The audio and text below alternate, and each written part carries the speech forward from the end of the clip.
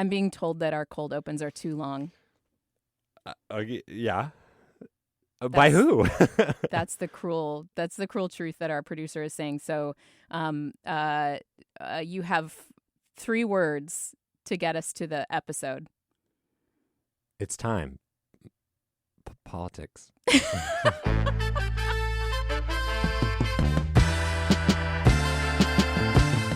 Welcome to Sound Politics. I'm Libby Denkmann. And I'm Scott Greenstone, and we have been talking on this show about immigration enforcement and the surge of anger over the killing of 2 American citizens by federal agents in Minnesota.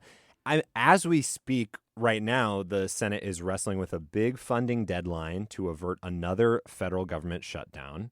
And keep in mind, we're talking on Thursday morning. This will change minute to minute. Yeah, this showdown has really developed since the killing of Alex Preddy, the ICU nurse, the VA nurse.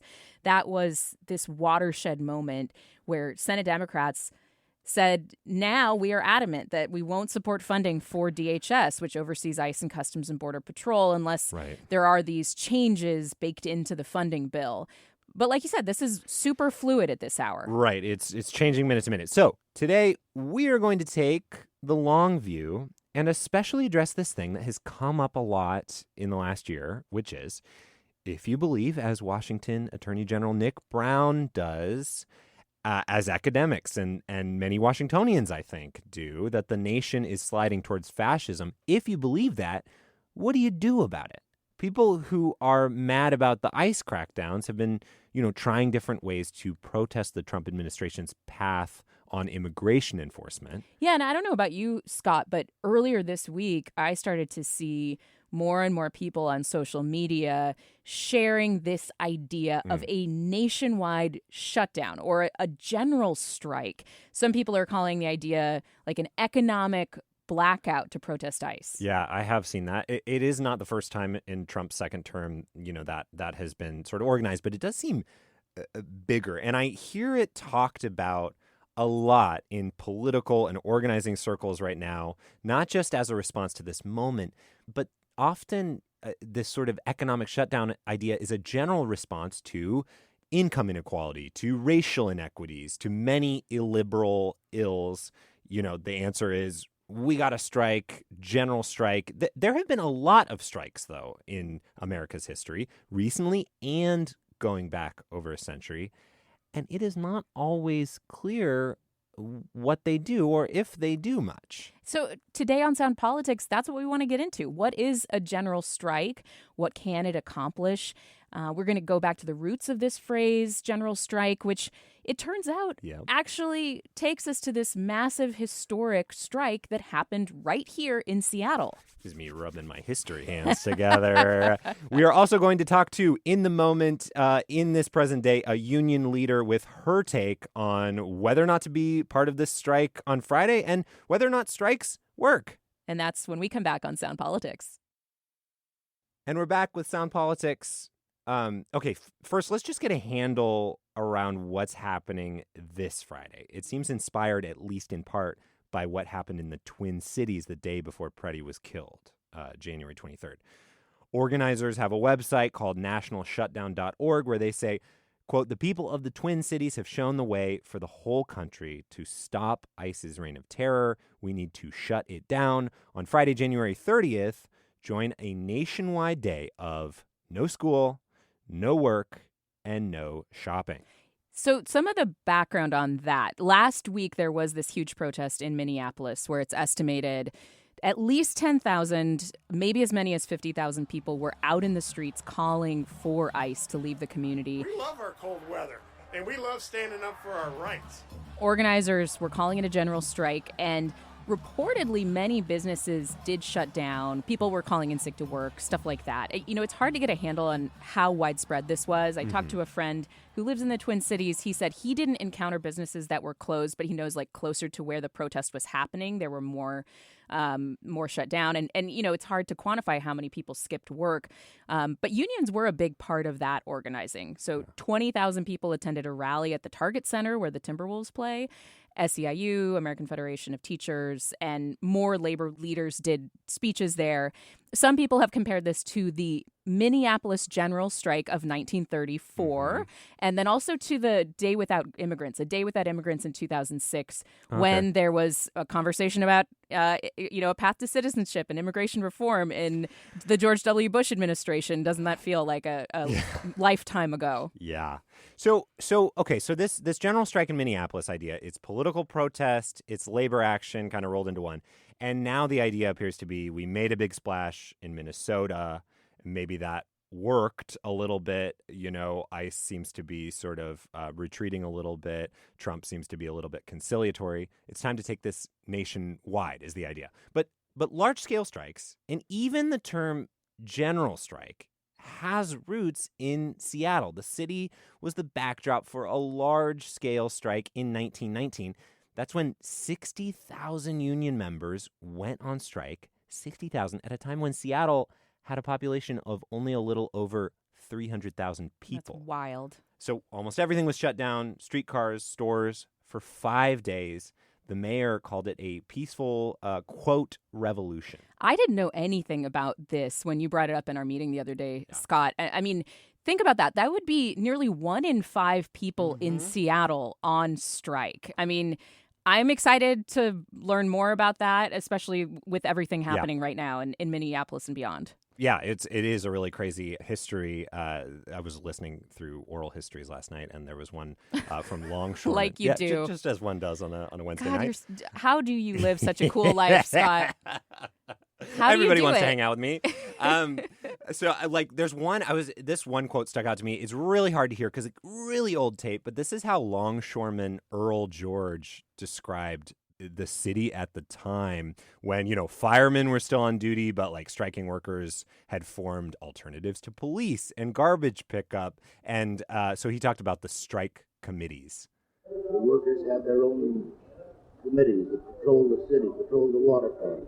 But as far as the waterfront, nothing moved but the tide. Nothing moved but the tide. Nothing moved but the tide. As far as, getting into the details of this, we have got an archivist. Connor Casey is here.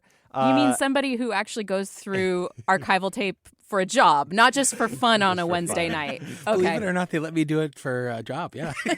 Connor, you're the head of the Labor Archives of Washington at UW. Thank you so much for being here. Yeah, thank you for having me all. So my understanding is that this Seattle general strike was about shipyard workers, but it spread to the whole city. What happened here? What lit the fuse initially? And how did the builders get other people involved in this massive action? Sure. So this was sort of a time of transformation that related to World War I, right? So World War I happened. There was this huge buildup of the shipyard industry as related to shipbuilding for armament. And there's this influx of shipyard workers in Seattle. The shipyard membership of the shipyard union exploded. So there's a bunch of people that are working throughout the war, but they're not engaging in their traditional collective bargaining, and there's a wage freeze. After the war, they decide to re-enter negotiations with their employers as had been agreed to. And they start bargaining with one of the employers, Skinner and Eddy Shipyard. And there's this telegram that accidentally gets sent to their Iron Trades Council instead of the Iron Trades organization of the bosses. So a missent email started this? Exactly.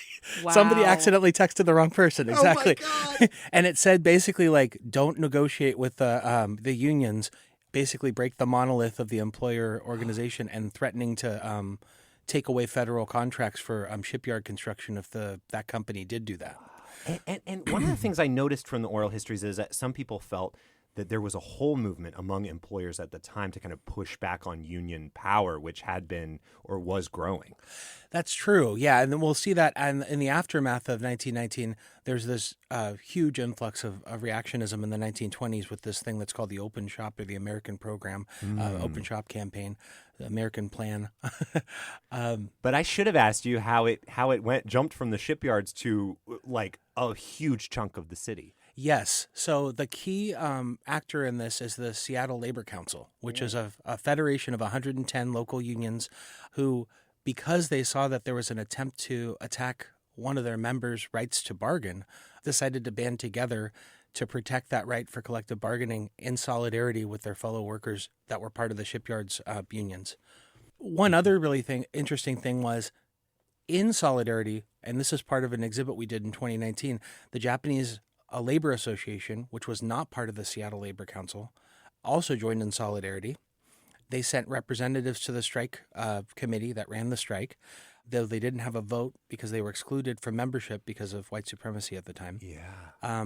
And I think it's also really important to think about the people that were engaged in household, domestic, unpaid wage labor that were members of the households of strikers. So we got 65,000 people, some odd, who are on strike. But think about the whole community that supported that strike, right? Yeah. And how did it all end? It kind of dwindled after 5 or 6 days, after a massive show of worker power. And ultimately, the shipyard workers wound up coming back in to work. Did they get any concessions? They didn't get the concessions exactly that they wanted to. But I think the thing that's important to think about is that so many people, you just heard an oral history by Earl George, who was a longshore leader later in life. He was an Industrial Workers of the World participant in the strike as a young man at that time. This was a transformative experience of worker power that really profoundly changed people's understanding about what it would look like if workers were to try to run society or do a massive protest strike. In San Francisco in 1934, they did the same thing. They also kind of learned from the lesson of the Seattle General Strike in that they tried to make it targeted and shut down earlier so it didn't kind of dwindle. It kind of ended in a more punctuated way.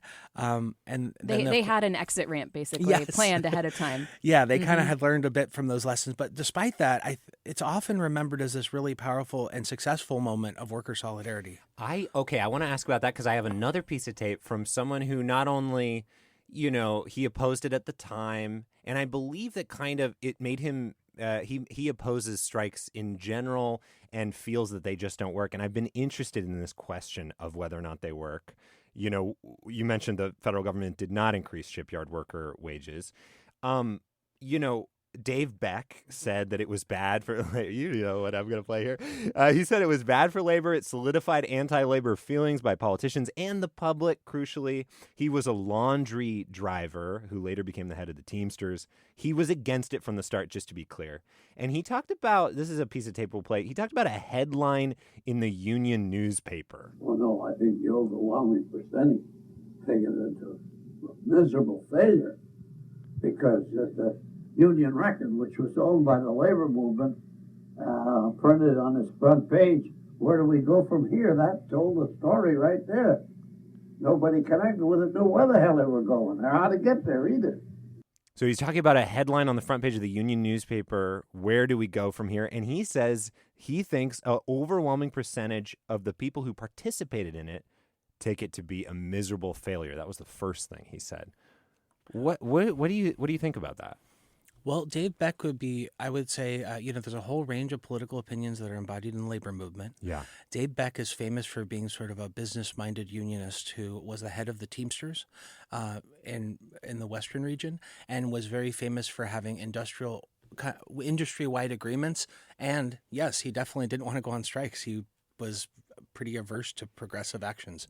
And he's referring to an editorial that's actually, you could see it on our website that's digitized. It's by Anna Louise Strong, and the editorial was "No One Knows Where." At least it was interpreted by some as a call to Bolshevism, and others being like, well, no one knows where. What happens when workers take up the reins of power in society and peacefully try to organize things? So Dave Beck would definitely interpret that in a different way. So is it true that the term general strike came from that 1919 strike in Seattle? I believe, as far as we know, it's the first time that such a regional solidarity action was dubbed a general strike. The idea had existed before and was advocated by the Industrial Workers of the World, and there have been work stoppages in such places as, like, I think it was New Orleans and maybe Philadelphia. I'm a little bit fuzzy about that. But there have been general, localized, regional work stoppages of workers in multiple industries before. But this one was dubbed a general strike, and you'll notice that the other ones in San Francisco, Minneapolis, and Oakland are all called that as well. Minneapolis, It was the Teamsters shutting down the trucking industry for a whole summer, and they did apparently get some important concessions throughout that. Just really quick before we go, Connor, we are going to be talking in a second with the UFCW 3000's Faye Gunther about, the present day calls for a strike starting on Friday. What's your opinion about what's going on today? It's interesting to me to just see parallels not only with Seattle, but also San Francisco and Minneapolis, because in San Francisco, there was a general strike that grew out of a West Coast longshore strike, and police murdered one striker and one strike supporter. So it grew into a general strike because of the use of state force and violence. Similarly, in Minneapolis, a couple strikers were killed, and then it grew into a general strike. In 1934. Yes. And so it's interesting to me that with those ones, they start with specific labor issues, right? But then it grows into a broader grievance that is, and so to me, it seems like that's very similar to what's happening in Minneapolis. After people are killed, it broadens, and more and more workers and regular people get involved. Exactly. Connor Casey, head of the Labor Archives of Washington at the University of Washington. This has been really fascinating. Thank you. Yeah, thanks for having me.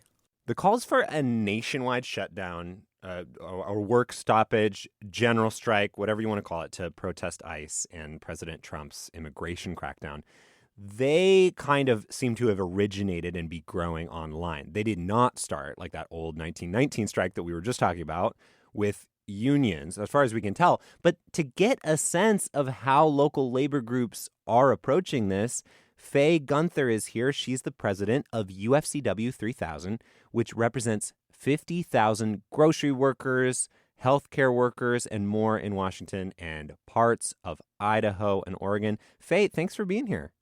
Absolutely. Thanks for having me. So what is your read on these calls for a nationwide shutdown on Friday?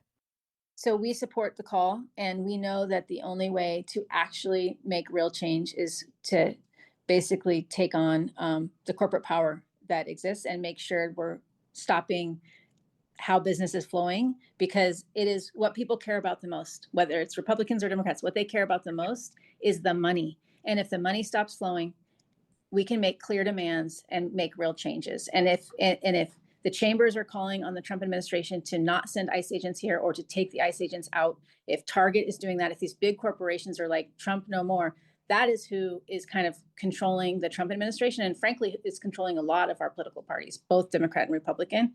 And that is the power we have to turn off. Yeah. And if you're talking to someone who is not involved in a union, that has not struck before, and is just like, I don't know, is this really going to do anything? Is this going to like help like me not going to the grocery store on Friday and going on Saturday instead? What would you say to that person who is just basically skeptical that this would do anything? I would say, look at what happened after the general strike activities in Minnesota on Friday, where you then see the governor of Minnesota and the president of the United States talking and there's some de-escalation happening there. And so striking, in my opinion, does work. It helps build leadership within workplaces and within communities. And I would just say that there can be no more business as usual when the federal government is turning on its own people. The only way to stop that is by us coming together, all of us coming together, labor, small businesses, community, families, children, schools, teachers, like all of us have to come together and say, no more business as usual. And that's why we're calling for a general strike, for a strike to shut down everything. We have the Fourth Amendment. We have constitutional rights. We are a group of people that care about each other. And we are here in the United States. All of us are tied to immigrants. Like, we love our neighbors. We don't shoot our neighbors. We don't deploy our own military force and our own federal government on our neighbors and on our children and on our nurses and on our people. That's just not how we should be behaving. And so the only way to send a message to a federal government that has gotten out of control is to call for a massive general strike. We have to disrupt business as usual. And so, again, that's why I said in the beginning, we support the call for a general strike. The one that's happening here on Friday, we're not directly involved in, and we believe it just takes time for us to all get together and collaborate and build that one table between community and labor and small businesses. And obviously, the Chamber of Commerce could play a big role. The Chamber of Commerce could come out and say, we support Fourth Amendment workplaces. In Minnesota, hundreds of workplaces became Fourth Amendment workplaces posting notices that ICE was not welcome without a valid warrant, and many businesses closed down.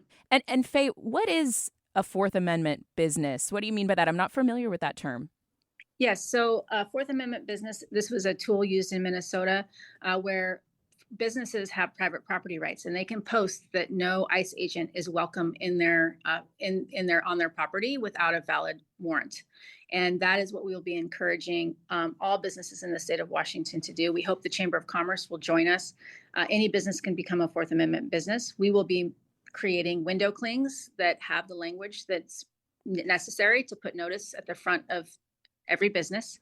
And we think that's a really great way to keep patients and customers and patrons, anybody that's inside that business, safe from unnecessary search and seizure. So we hope everybody understands and learns about the Fourth Amendment. We have a Constitution of the United States for a reason. We all fought really hard for it. And now is the time to use our Constitution to protect us from a government that's turning on its own people. And anyone who forgot what the Fourth Amendment was, not me, of course, or mixed it up with the Third Amendment. Either at all. I did mix it up with the Third Amendment. The Fourth Amendment is not the one about quartering government soldiers in your home. It is the one about that protects individuals against unlawful search and seizure by the government.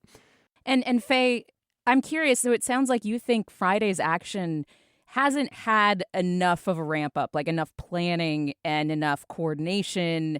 It hasn't originated with labor. So this isn't going to be necessarily a true general strike. Is it more of a dress rehearsal in your mind, what's happening Friday? Well, I always hesitate to critique. To me, there's 1,000 paths to the mountaintop. And so I wasn't directly involved in what's happening Friday, but maybe that's on me, right? So I don't have, I'm not going to critique this call for a general strike on Friday. We are all working really hard to build a network between all of us and to build tables where we're all talking to each other and coordinating. You know, I'm part of the Mayday Strong coalition that's national, and I'm also part of Labor for Democracy and Standing for Democracy, which is labor unions and community organizations all working together to set dates that we're all going to work towards. So May Day 2026, we hope, is a big day, a big surge of action. That's May 1st. May 1st, right, yeah, May 1st. And there will be actions in between, like what happened in Minnesota. Labor, it was actually SEIU 26 and other unions in Minnesota called along with community for a general strike. They were amplifying each other. So labor played a big role in that general strike in Minnesota. And I believe, and I know that because I've been in Seattle since the WTO protests, that we will all start swimming. We're all in little tributary streams, and we're all going to get to the river, and we're all going to get to the ocean, and we're going to be collaborating together. And that is when a general strike will have the most power, because the most people will be involved. We're talking with Faye Gunther, president of UFCW 3000, representing grocery workers, healthcare workers, and many more in Washington state, tens of thousands of workers. Last question for you, Faye. We have been talking today about the history behind this idea of a general strike and how it happened in Seattle almost 100 years ago with the longshoremen. How do you think the history of 1919 is remembered among labor organizers here in Seattle today? So we just celebrated our 125th anniversary this year. Meat Cutters helped found our organization. And I think what the 1919 general strike does for all of us is allows us to understand that it's possible. It's possible for us to come together. It's possible for the labor movement to lead and to be part of making change. And so I think sometimes people don't believe that we can change things, or that we can say, no, this is not how I want to live. And I think having that be part of our history helps all of us understand and believe that when workers come together and when we organize together, we can say, we are not okay with what's happening right now. And then we can force change. So I feel like because it's in our DNA, that the state of Washington is a really important state for us to kind of draw the line in the sand and say, the federal government should not turn against its own people. And if the federal government tries to turn against its own people, we will rise up like we did in 1919. We will rise up and say, that is not going to be how we live with each other. That's not how we're going to be in our communities. Faye Gunther, president of UFCW 3000. Thank you. Thank you. while Faye was talking, I almost interrupted, but I did not. I don't want to throw cold water on the whole general strike idea or seem like I don't know, a scab or something, but I don't really think that the strike is necessarily the biggest reason that Trump is being more conciliatory, that Republicans are kind of shifting on this. It really was. Yeah, the killing of Alex Preddy. The day after the strike, Alex Preddy was shot. The video went everywhere. And I think, I don't know. So I don't know that I am totally convinced when we look at these general strikes. When you ask people if they work, they tend to say, well, yeah, because it inspired more strikes. But if the point of the strike, I guess I'm just being really skeptical here. If the point of the strike is not to inspire more strikes, but to actually get some, concessions, then I don't really know how often. We've talked about a few successful ones, like the Minnesota one in 1934, but how often are they successful? Well, I mean, strikes themselves, that there's plenty of history over. Yeah, we're talking specifically about political I am not goals. talking about workplace union strikes, grocery strikes, or the strikes that are happening in California with nurses unions and things like that. I'm talking about general strikes, big strikes like we're talking about today. I think that labor folks would say this kind of solidarity action has created an environment in Minnesota where there was enough popular probation and disagreement with what ICE was doing that these individual tragic killings, these shootings by CBP and ICE, did then break through. The whole environment, was created because there were so many regular people out in the street.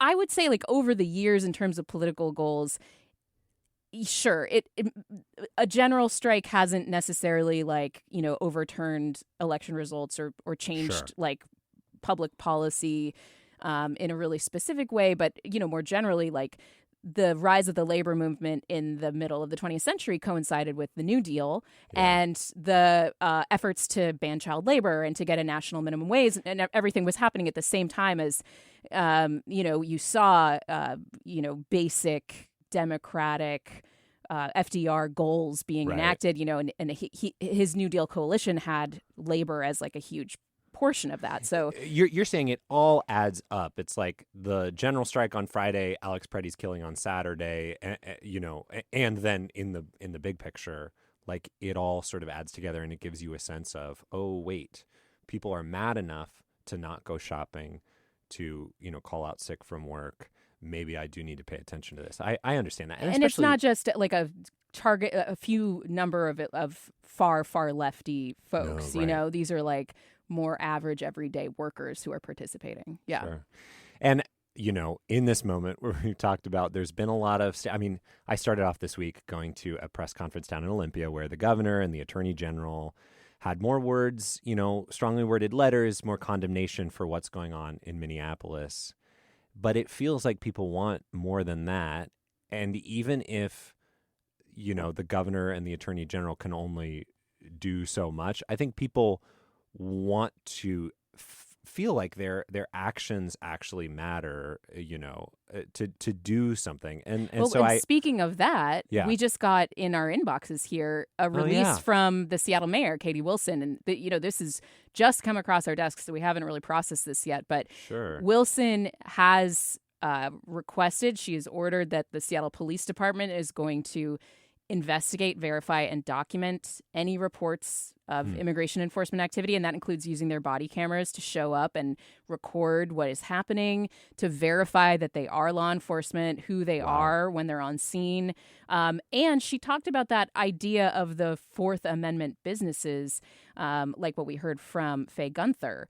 The what she is calling, the mayor's calling, the Stand Together Seattle initiative, which invites basically private property owners to post saying you can't come in here without a warrant. So that's right in line with what Gunther was saying. I mean, Wilson, of course, is very closely aligned with labor in the city. And so we are seeing some very specific changes. But this move to direct police to actually document does seem like a step further than what I've seen so far from other leaders in this state. Yeah.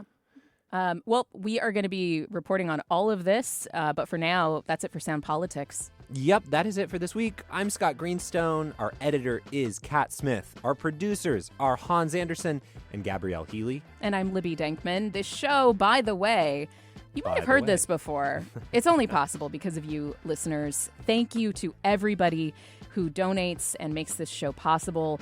Maybe that next gift is going to come from you. Maybe you'll decide that you appreciated this episode that included some history and some reporting about the modern day situation that we're facing right now. And I would love it if, somebody stepped up and made a gift today. So that's available in our show notes, how to give. And thank you so much, everybody, for your support. KUOW.org/politics to give. We'll see you next week. See you next week.